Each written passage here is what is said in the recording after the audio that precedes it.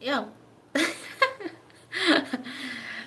እኔ ማልፌበታለሁኝ እና በጣም እነዛ ሰዎች ይሁን ላንተ ጉልበት ነው የሚሆኑት እና ስለማይጠቅሙ ነው እነዛ ሰዎች ላንተ ስለማይጠቅሙ ስለማይሆኑ ነው አላህ ከህይወት ያረቃቸውና እንዲከዱ ያደረገው ማለት ነው።